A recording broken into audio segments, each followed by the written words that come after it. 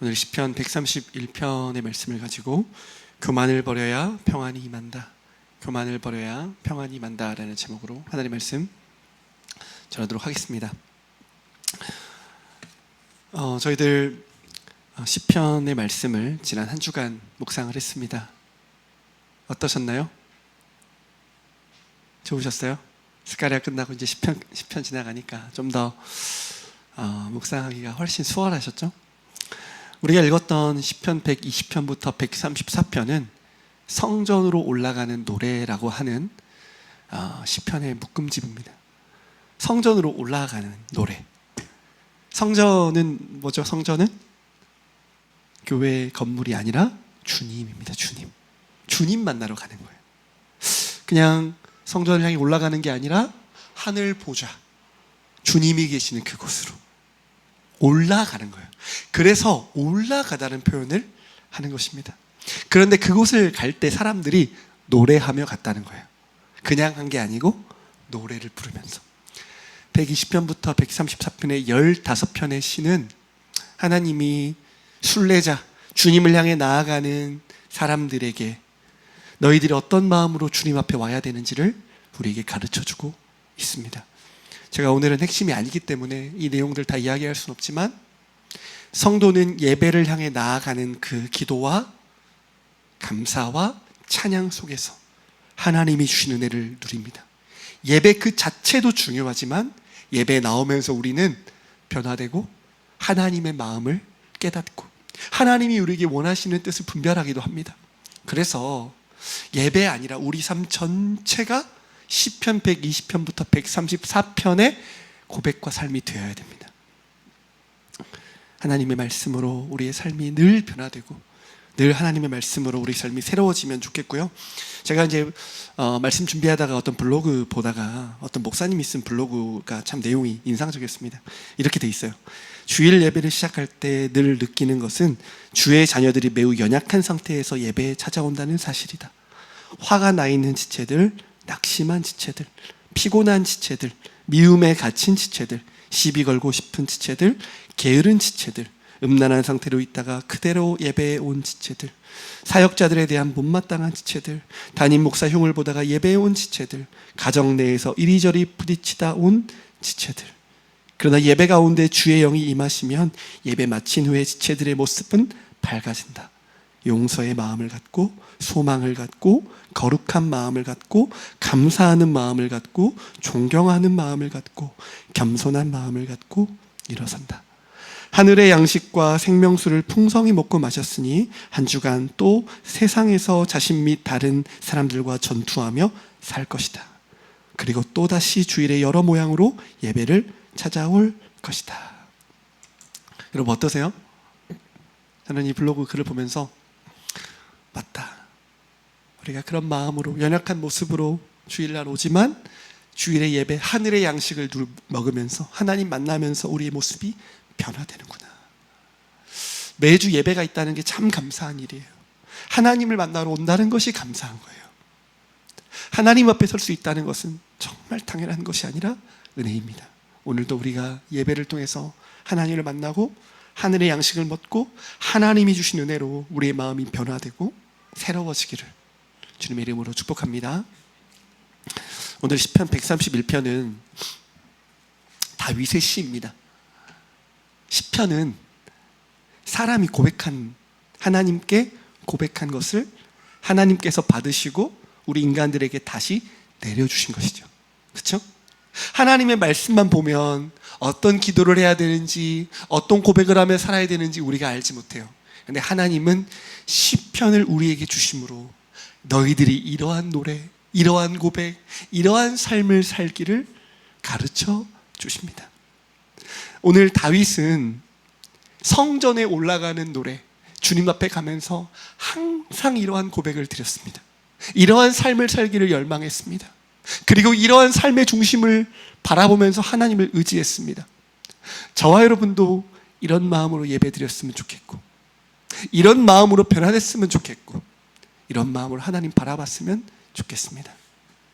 오늘 시편 131편의 말씀 같이 한번 볼까요? 1절입니다. 우리 1절 말씀 같이 읽어보겠습니다. 시작. 여호와여 내 마음이 교만하지 아니하고 내 눈이 오만하지 아니하오며 내가 큰 일과 감당하지 못할 놀라운 일을 하려고 힘쓰지 아니하나이다. 아멘. 여러분, 다윗이 평생 품었던 마음, 하나님 앞에 갈 때마다 기억했던 마음, 일상에 살면서 항상 붙들었던 그 마음 무엇이에요? 여호와여 내 마음이 교만하지 아니하게 해주십시오.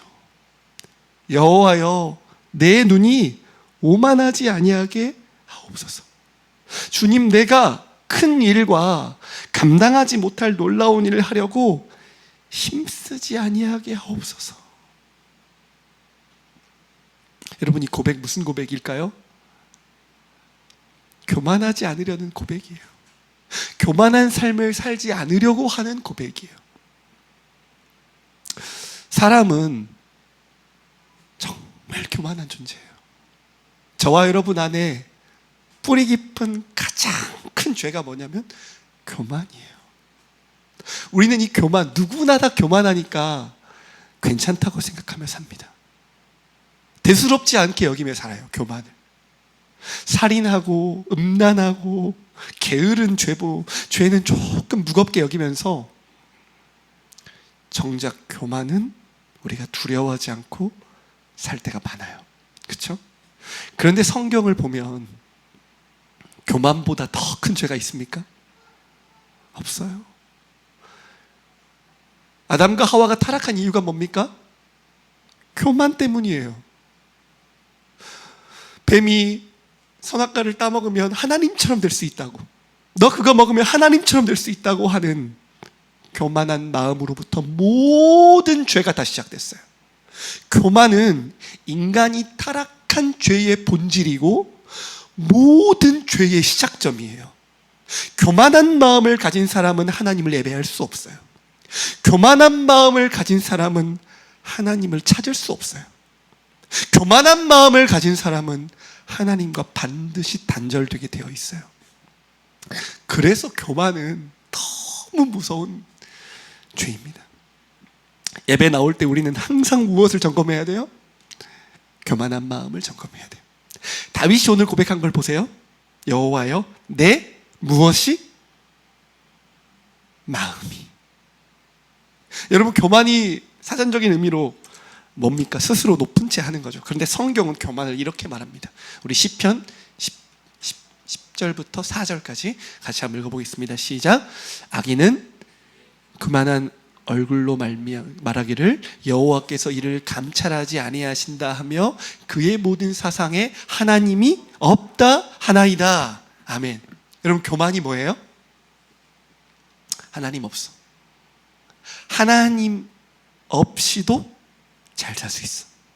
하나님 없이도 예배할 수 있고, 하나님 없이도 내가 내 가정을 잘 꾸릴 수 있고, 하나님 없이도 내가 내 사업장을 잘 운영할 수 있고, 하나님 힘 없이도 목회를 잘 할 수 있고, 하나님 없이도 잘 살 수 있다고 하는 것, 이것이 교만이에요.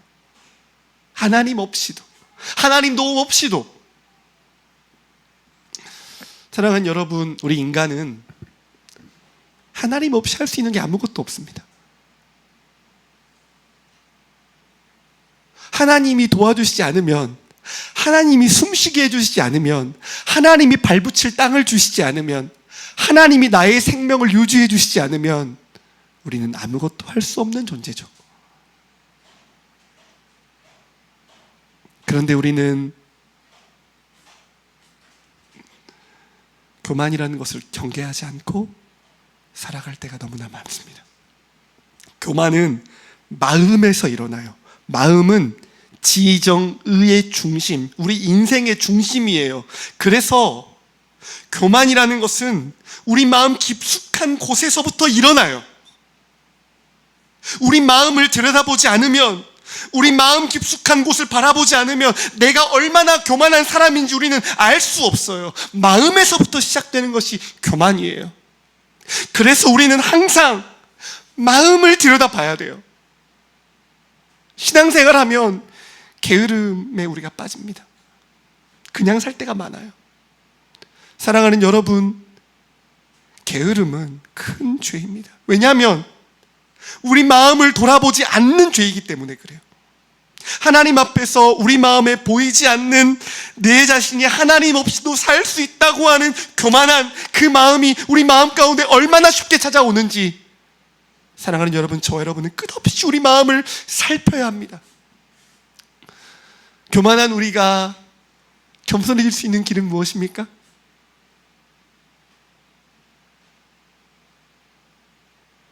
교만한 우리가 예수님을 만나야만, 주님의 빛이 우리 가운데 비쳐야만, 복음의 빛이 우리 가운데 비쳐야만 우리는 이 교만의 문제를 극복할 수 있어요. 여러분, 저는 하나님 없이 잘 살 수 있다고 믿었어요. 잘할 수 있는 게 되게 많은 사람이었어요. 남들보다 우쭐했어요. 그런데 하나님께서 저의 인생 가운데 개입해 주셔서 아무것도 의지할 수 없는 광야로 제 인생을 몰고 가셨어요. 그리고 복음을 들려주셨어요. 아무것도 할 수 없다는 낮아진 마음 가운데 복음이 들려지니까 내가 얼마나 죄인인지를 알게 됐어요. 하나님의 은혜가 아니면 나는 구원받을 수 없는 죄인이구나. 하나님의 십자가의 은혜가 없으면 나는 고침받을 수 없는 병자구나. 그걸 깨달았습니다. 여러분, 그걸 깨닫는 것, 그것이 은혜예요. 성령께서 빛으로 우리 인생 가운데 조명을 해주셔야만, 성령께서 우리의 교만한 마음을 녹여주시고 우리의 가난함을 보여주시고 우리를 향한 하나님의 사랑을 발견하게 해주실 때 우리는 주님께 나아갈 수 있는 겸손한 사람이 되는 거예요. 구원받은 하나님의 사람의 특징은 겸손한 사람이 되는 것입니다. 그래서 하나님을 의지하게 돼요. 구원도 하나님을 의지하게 돼요. 내 인생의 주인도 주님이라고 고백하게 돼요. 나의 가고 서는 길이 주님께 있음을 고백하게 돼요. 사랑하는 여러분, 저와 여러분 안에 이런 변화들이 있습니까? 주님을 의지하는 변화들이 있습니까? 이 변화가 없다면 주님, 내 마음을 겸손하게 해주십시오. 내가 복음이 아니고 주님이 아니면 살아갈 수 없다는 사실을 깨닫게 해달라고 우리는 절박하게 기도해야 돼요. 사랑하는 여러분, 우리가 주님을 믿고 변화를 받았지만 여전히 다윗이 고백했던 것처럼 우리 마음 안에 뭐가 일어납니까? 교만함이 일어나요.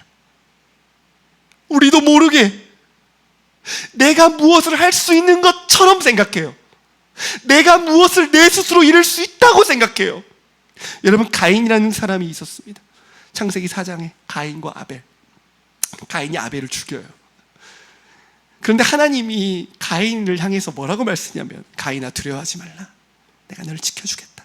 너를 죽이는 자는 7배의 벌을 받게 하겠다 그랬어요. 그러면서 표를 줘요. 그런데 가인은 어떻게 한 줄 아세요? 하나님 안 믿어요. 하나님 안 믿고 자기 성을 쌓아요. 가인의 성을 쌓아요. 하나님을 믿으며 살지 않아요. 오늘 저와 여러분 안에도 끝없이 스스로 하나님이 되려고 하는 마음, 끝없이 하나님 없이도 내가 내 성을 쌓으려는 마음, 하나님 없이도 교만하게 살려고 하는 그 마음이 우리 안에서 끝없이 일어납니다. 사랑하는 여러분, 그 교만이 우리 안에 일어나게 되면 우리는 하나님을 의지하지 않게 됩니다. 하나님 없이도 살 수 있기 때문에 하나님이 아니라 다른 것들을 바라보고 예배가 형식적이 되어지고 기도가 사라지고 하나님을 어린아이처럼 의지하는 신앙의 본질을 잃어버리게 된다는 거예요. 그래서 여러분, 저와 여러분은 내 마음이 교만하지 않도록 늘 하나님 앞에서 은혜를 구해야 돼요. 항상 하나님 없이 나는 아무것도 할 수 없습니다. 우리 마음 가운데 어떤 생각들 많이 해요? 내가 돈 벌어서 차 사고 집 사고 여기까지 이룬 거 내 힘 아니었냐라는 생각해요. 그러면서 실제로 내가 모든 것들을 이루고 나의 힘을 의지하려고 하고 돈을 의지하려고 하는 우리 마음속에 있는 깊은 죄악들이 우리 안에 있습니다. 하나님이 우리를 먹이시고 살리는 게 아니라 사실은 나의 힘과 나의 노력과 돈을 범과 성실함과 나의 능력들이 이 많은 것 이루었다고 하는 착각과 교만이 우리 깊은 곳에 자리 잡고 있다는 거예요. 마귀가 주님을 향해 시험하였습니다. 주님이 금식하실 때, 40일간 금식했을 때 저 돌을 떡으로 만들어 먹으라 그랬어요. 그런데 주님이 뭐라 하겠습니까? 사람이 떡으로만 살 것이 아니요 하나님의 입으로 나오는 모든 말씀으로 살 것이니라. 성도는 무엇을 믿는 사람이어야 돼요? 내가 먹고 살아가는, 숨 쉬는 것이 하나님으로 말미암아 된다는 것을 고백하는 거예요. 돈을 벌고 집을 사고 그것들이 나를 지켜주는 게 아니라 하나님의 힘으로 산다, 하나님의 은혜로 산다, 하나님의 공급으로 산다. 내가 일을 해서 사는 것이 아니라 하나님의 뜻을 쫓아 살며 나는 산다. 하나님의 말씀으로 살고 하나님이 주신 힘으로 산다. 여러분, 그것을 고백하며 사는 것이 성도예요. 그래서 광야 40년의 시간은 어떤 시간이었어요? 본격적으로 가나안 땅에서 자기들이 직접 땅을 쳐서 소산을 먹으며 살기 전에 사람이 하나님의 말씀을 지켜서 산다는 것을 철저하게 깨닫는 시간이었어요.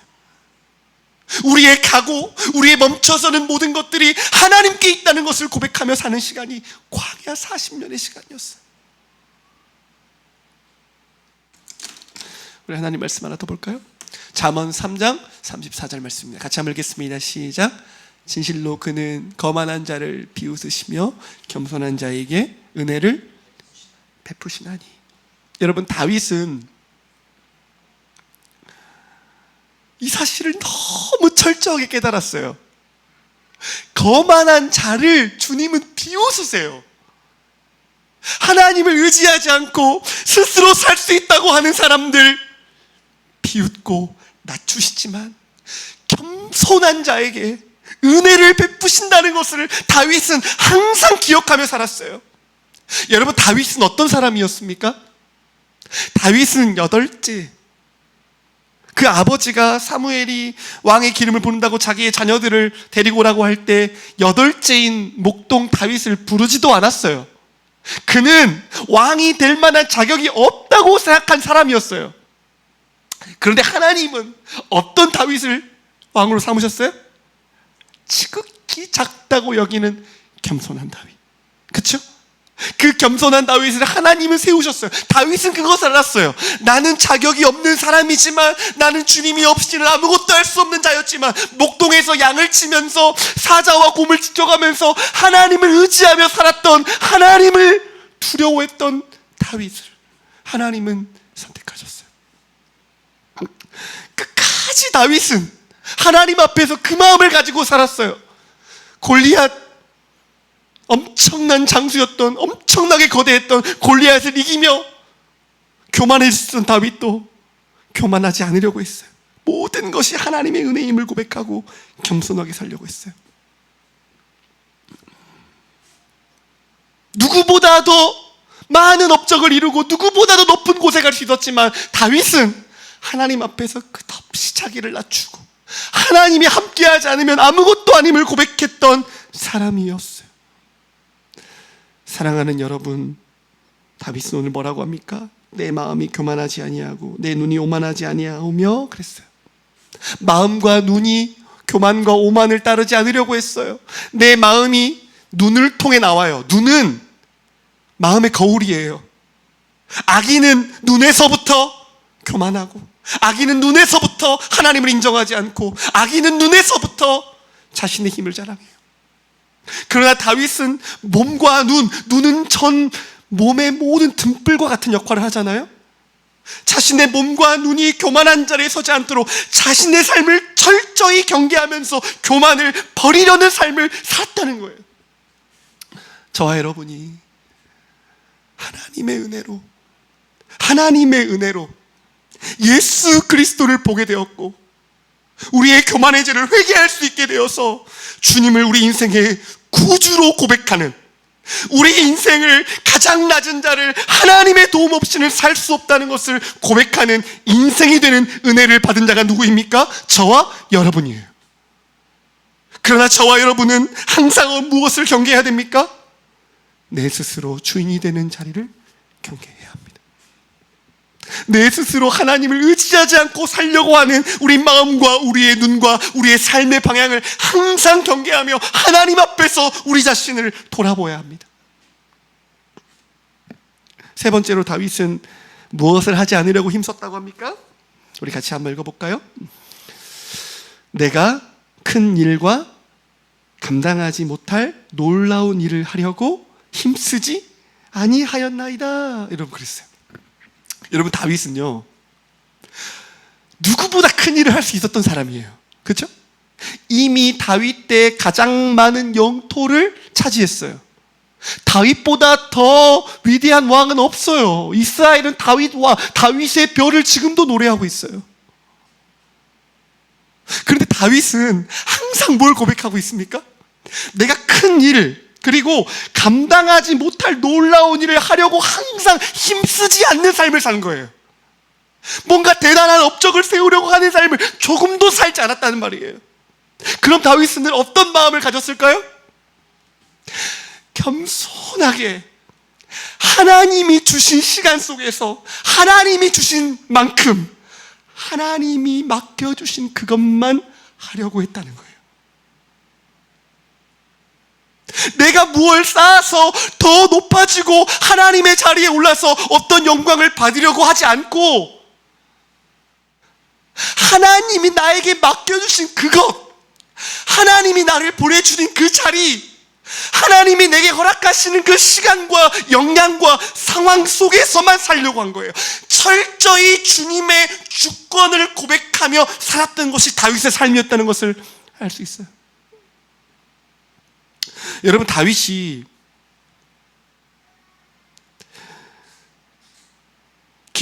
사무엘에게 기름 부음을 받고 나서 엄청난 시간을 광야에서 훈련을 받습니다. 엄청난 시간이에요. 얼마든지 자신의 힘을 동원해서 사울을 죽일 수도 있는 기회가 여러 번 있었어요.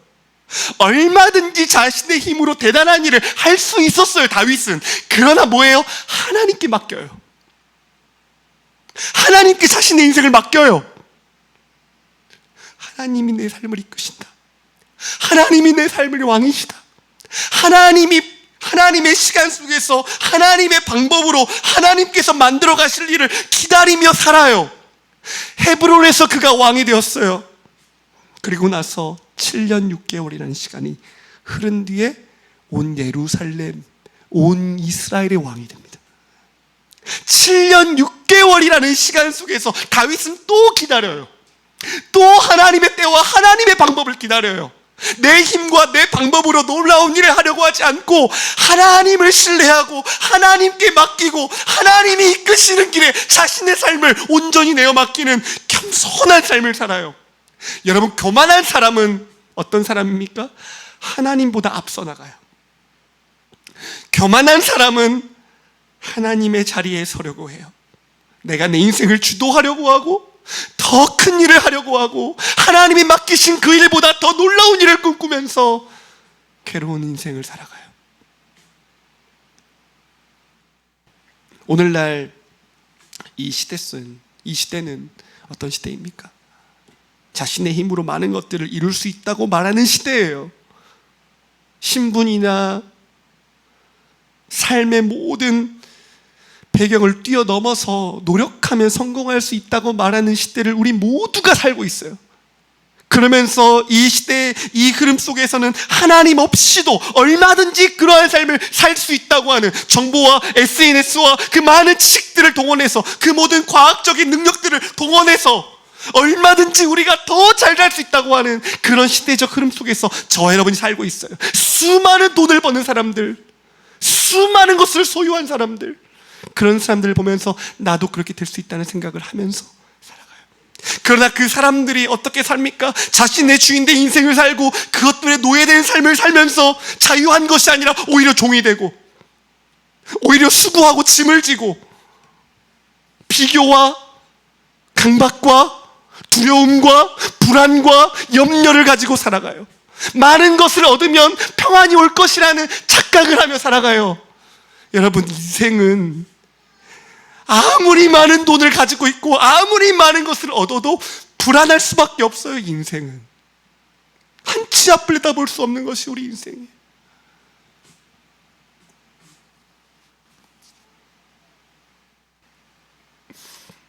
다윗은 하나님께 자신의 삶을 맡겼습니다. 하나님께 자신의 인생을 의탁했습니다.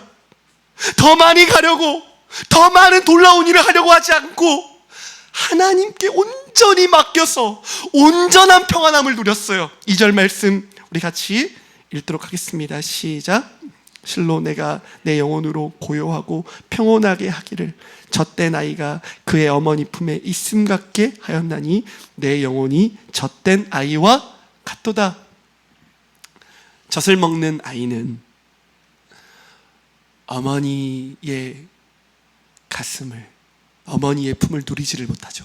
그렇죠? 생존이니까, 먹어야 되니까. 위가 너무 작다고 하죠, 아이들은. 그래서 시시때때로 어머니의 젖을 먹어야 됩니다. 그러나 젖을 뗀 아이는, 위가 커진 아이, 어머님이 나를 먹여주고 나를 입혀주고 보호해준다는 아는 아이는 어머니 품에 평안하게 안겨있을 수 있어요. 다윗이 지금 누리는 평안이 뭐예요? 애쓰려고, 무언가를 이루려고, 나를 더 높아지려고, 내 스스로 불성광을 쌓으려고 사는 삶이 아니라 하나님께 맡기고 하나님과 함께 걷고 하나님과 동행하며 사는 삶을 살았더니 내 인생 가운데 찾아왔던 복이 뭐예요? 젖된 아이가 누리는 고요함과 평안함, 이 복을 누렸다는 거예요. 우리 말씀 한 구절 읽어볼까요? 스가랴 2장 5절입니다. 우리 같이 한번 읽겠습니다. 시작. 여호와의 말씀에 내가 불로 둘러싼 성곽이 되며 그 가운데에서 영광이 되리라. 이스라엘 백성들이 포로 후기, 포로에 돌아와서 성전을 쌓으면서 초라한 성전을 보면서 너무너무 염려하고 있었어요. 그런데 주님은 스가랴를 통해 무슨 말씀하고 있어요? 내가 불로 둘러싼 성곽이 되어주겠다. 성벽이 없고 초라해 보이는 너희들의 힘을 의지하지 말아라. 그것들은 아무리 높아요, 난공불락의 예루살렘 성이었어요. 그런데 무너졌어요. 하나님이 지켜주시는 불성곽을 내가 쌓아주겠다고 말씀하세요. 다윗이 누리는 평안함이 뭐예요? 주님의 그늘 아래에 누리는 평강이에요. 하나님이 지키시는 평강, 하나님이 이끄시는 평강, 하나님을 의지하며 사는 평강. 없어도 괜찮고, 광야에서나 빈들에서나 사울의 죽임의 위협에서나 사막의 위협 속에서도 주님이 나를 지키시는 평강, 주님이 나와 함께 하신다는 평강, 하나님이 나를 지키신다는 평강. 여러분, 세상 사람들과 대화 나눠보세요. 그 마음 중심에 불안과 두려움과 염려가 가득해요.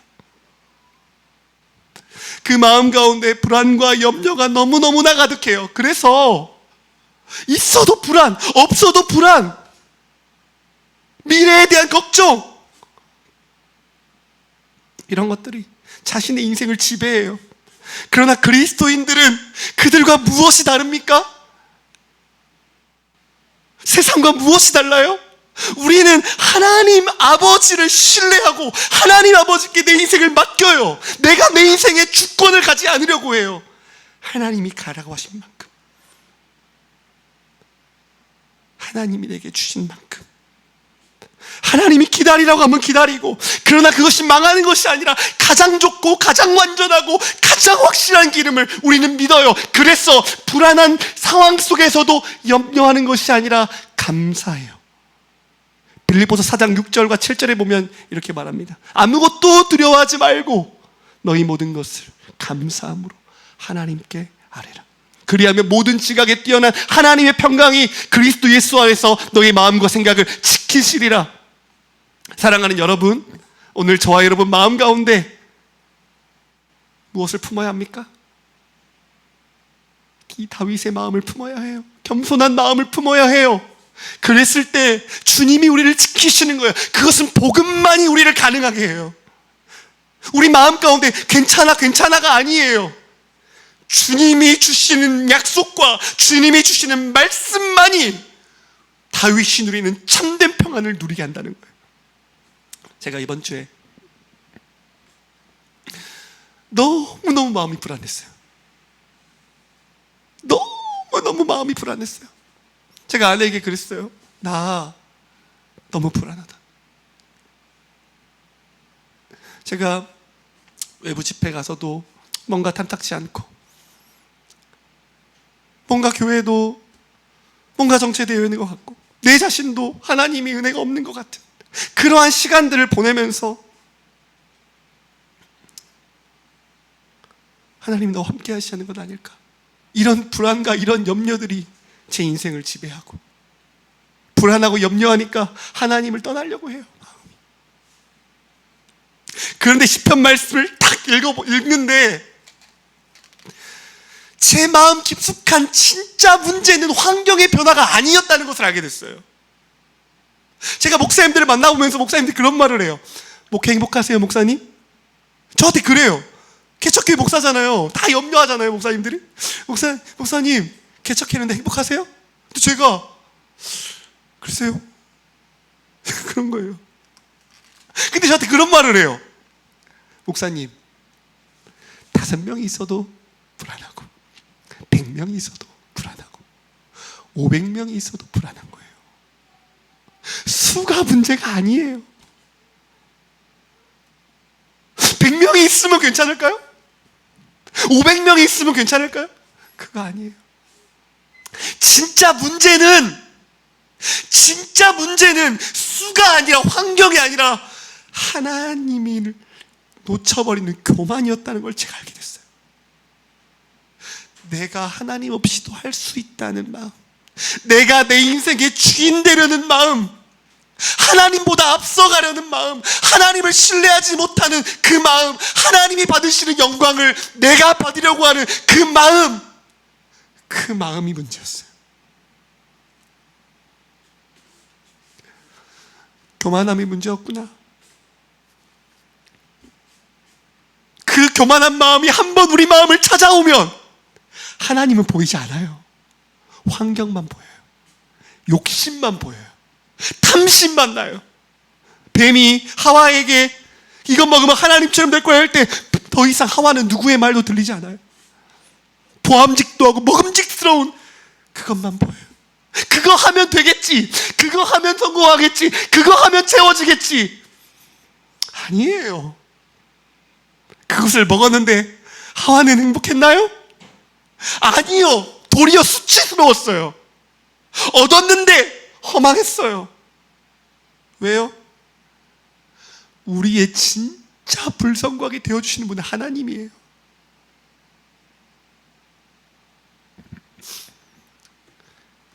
개척을 하면서 참 말로는 5년도 10년도 하나님이 주신 사람들 몇 사람이라도 그렇게 가겠다고 해놓고서는 나도 모르게 하나님보다 앞서 나가는 일, 그게 바로 저였어요. 저와 여러분 마음 안에 끊임없이 하나님보다 앞서려는 마음이 우리 마음 가운데 있어요. 그래서 우리는 진짜로 하나님을 의지하지 않고 내 힘과 내 방법과 내 힘과 내 능력을 의지하고 그것을 바라보는 탐심에 빠져서 예배 자리에 나올 수 있다는 거예요. 그래서 우리는 우리 마음을 정직하게 말씀 앞에 비춰서 다윗처럼 교만을 회개하고 하나님이 주신 만큼 살고 예수님처럼 사는 거예요. 예수님처럼. 여러분 예수님이 어떠셨어요? 겸손하셨어요. 그분은 하나님의 아들이셨지만 모든 사역마다 성령 하나님을 철저하게 의지했어요. 철저하게 하나님을 의지했어요. 오늘 저와 여러분의 가정과 나의 하루하루를 주님께 의지하고 맡기는 것. 내가 아무리 수고하고 집을 세우고 노력하지만 하나님이 함께하지 않으면 그 수고가 헛됩니다. 하나님 함께 해주세요. 예수님은 어떠셨어요? 크고 놀라운 많은 일 얼마든지 계획할 수 있어요. 수많은 사람들이, 수많은 병자들이 예수님께 왔어요. 수많은 사람들이 예수님을 왕으로 세우려고 했어요. 근데 예수님 어떠셨어요? 십자가만 바라봤어요. 하나님이 맡겨주신 사명에만 몰두하셨어요. 내가 내 멋대로 하나님의 자리에 서려고 하는 것이 아니라 하나님을 신뢰하면서 십자가의 길을 걸었어요. 하나님이 맡겨주신 그 길을 정직하게 끝까지 기도하며 걸었어요. 그랬을 때 하나님이 어떻게 하셨나요? 예수의 이름을 지극히 높이사 하나님 보좌에 앉히시고 하늘과 땅에 있는 모든 만물이 주께로 말미암아 돌아오고 예배하게 되도록 그의 이름에 모든 영광과 권세를 주셨어요. 오늘도 저는 제 삶에 고백합니다. 하나님을 신뢰하라. 하나님께 맡겨라. 하나님이 책임지시고 하나님이 높이시고 하나님 살리신다. 여러분, 예수님을 따라가는 것이 생명의 길이에요. 예수님을 따라간다는 게 뭐예요? 교만한 마음을 버리고 하나님 아버지를 의지하는 길. 예수님을 따라가는 게 뭐예요? 내 눈에 보기 좋은 걸 쫓아가는 게 아니라 예수를 쫓아가고 십자가를 쫓아가고 내게 맡겨주신 사명을 쫓아 사는 거예요. 예수의 길을 가야 구원이 있어요. 수천 명 목회한다고 구원이 있는 게 아니에요. 예수의 길을 가야 구원이 있어요. 예수를 쫓아가야 구원이 있어요. 우리 안에 있는 시퍼렇게 올라오는 교만의 싹을, 정욕과 탐심을 십자가에 못 박고 성령을 의지함으로 오늘도 겸손하게 하나님을 바라보며 하나님께 우리 인생을 맡기며 고요함과 평안함으로 이 땅을 살아가는 성도가 되면 좋겠어요. 사람들이 저에게 물어요. 목사님 목회 행복하세요? 예, 행복합니다. 왜 행복하세요? 하나님이 함께 하시니까요.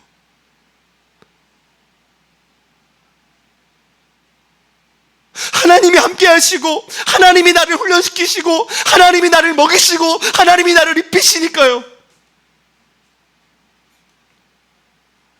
예배 올 때마다 저와 여러분이 우리 마음 안에 있는 교만을 정직하게 회개하고 하나님께 우리 인생을 맡겨드리고 하나님을 신뢰하고 하나님 주신 평안으로 이 땅을 살았으면 좋겠습니다.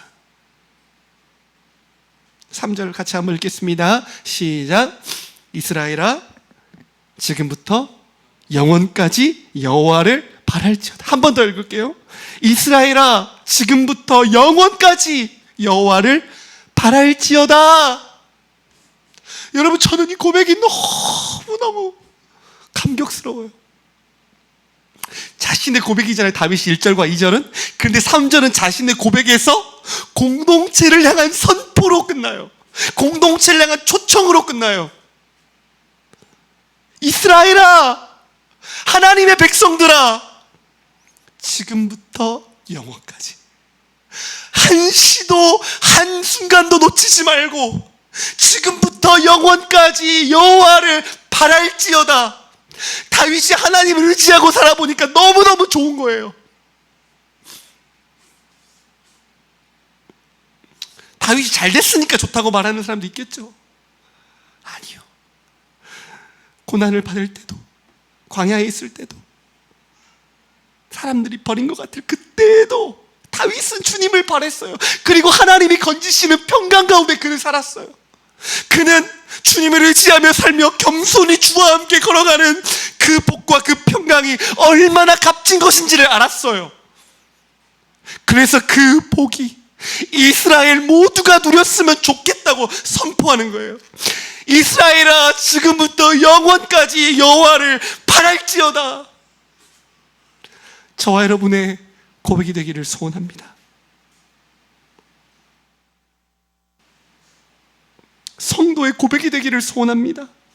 우리 안에 주님과 주님을 의지하며 주님과 겸손히 걸어가는 그 평안을 누리면서 그 평안의 복이 얼마나 값진 것인지를 선포하는 저와 여러분이 삶이 되면 좋겠습니다. 기도하겠습니다.